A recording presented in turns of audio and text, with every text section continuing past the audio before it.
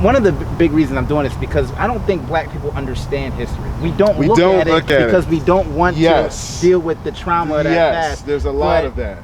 Once you start to really look at it, you'll realize it's not all trauma, and there's a lot of connections and a lot of things that we haven't been uniting over. Like, that's my big thing. There's a lot of stuff that we should be uniting over that we use to break us apart. And so one of my favorite things to think about, when you think about, we tend to frame everything into the civil rights movement now. Right.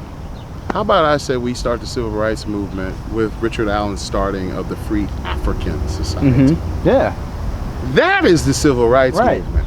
From its inception of this country. You're talking about going back to 1789, 1790. Right. So you're talking about a long time ago, but also looking alongside the development of the country. Right. So we don't have to go to, 60 to think about that. Because Allen started it for Cato, who starts it for Ida, and Du Bois, who starts it for Cecil B, and so on down the line. And that's how the thread of history goes. Right. People, I talk about that all. Like, the way we educate about black history starts off staggered. It was slaves, and then it's civil rights. And it's like, yo, you're missing about 400 years. I don't know Martin Delaney. I don't have any connections to what we've been in these spaces, especially but here's the rub.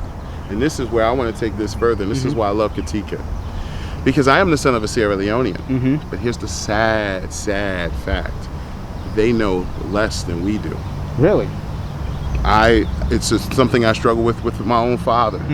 Is getting him to understand what African Americans have gone through in this country. Because Africans they're detached from us in the diaspora. In the diaspora, right. And they don't, and with that detachment, there's same thing with British, Afro-British.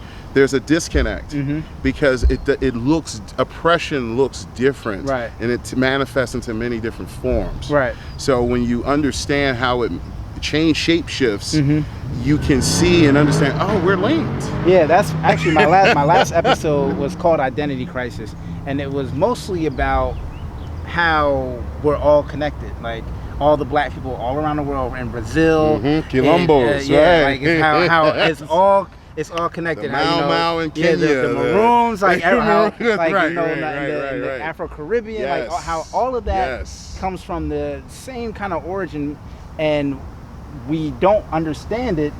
All over the globe, everyone's fighting their own fight, and we're not collectively understanding each other and understanding that we're in this together. And I think that's really where, if we could unite those ideologies, we'd be 10 times more powerful. Exactly. And that's why I think that the history is really important, that we look at it, understand it, and really internalize it and understand that we're all connected, we're all family. And may I ask you one question? Yes.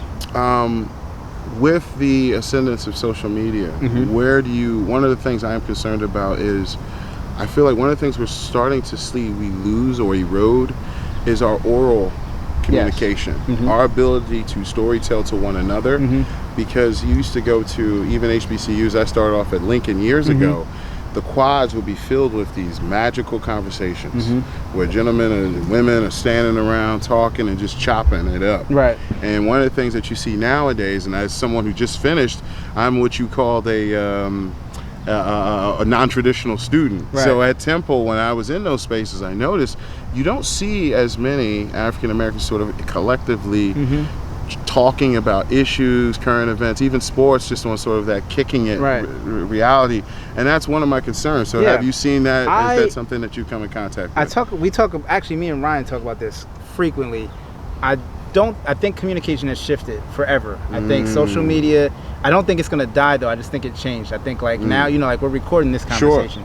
So this will live forever, and it'll be pushed out to way more people than just between us. Right. So people a lot of times they're finding their own communities within their phone, which looks really strange to us. Yeah. But it doesn't mean that they don't have a community. It doesn't mean they're not communicating. I just think communication looks a lot different, and it will continue to look different, because I also think there's going to be a balance back towards, because it's social, it's so new. Yes. It's so new that we don't know what the long-term effects are. We don't know how it's affecting people. And I think with the really young kids, because they're growing up with it, they're actually finding a better balance of, all right, I can't do this all the time. I'll do this now. Like they're finding a better balance than like the generation that was like directly after us that are just entrenched in it. You're right. But I do think that, you know, eventually there will be a balance between oral communication and social media, but it has forever been changed. And you know, now you can have that same conversation. Like they could be on their phones, but they could be talking to 10 people about the same thing that you were talking to one person with. It's just way different.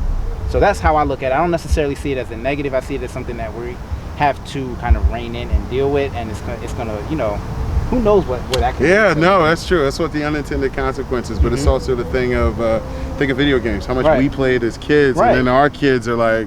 Well, okay, like video games is a great example of exactly what I'm talking about. Because like when we played, right? I came up, sundown. Yeah, I came up at the end of the arcade era, right? Where you had to go if you wanted to play Mortal Kombat against somebody. You had to go to the Mortal Kombat game, and there would be a whole group of people watching, and everybody knew who the Mortal Kombat champ was. But now you sit at home and you can play against thousands of people. Like you can be ranked with millions of people, and it's the same thing. It's just that you're isolated physically. So. You know, it's a different world. Yeah, it's a different world with technology. Yeah, I agree with that. Yeah, that's excellent. Well, I'd like to thank Mike for, you know, speaking to us, and make sure that you come out to Katika Experiences and check out the tour, man. Get some real information, because he's a very knowledgeable dude, and he's going to be dropping some gems that you won't find on Google.